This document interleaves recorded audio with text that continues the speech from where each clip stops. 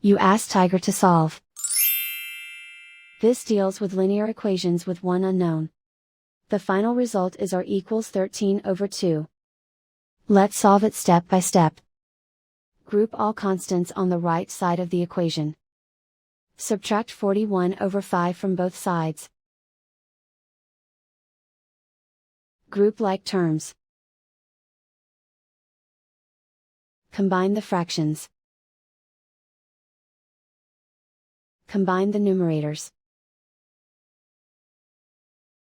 Reduce the zero numerator. Simplify the arithmetic. Find the lowest common denominator. Multiply the denominators.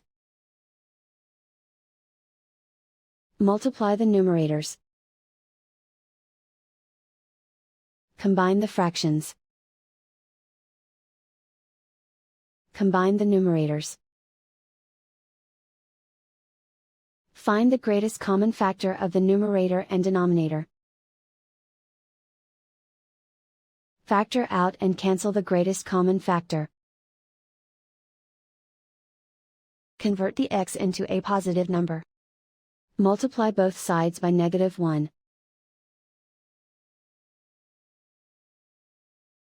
Remove the ones.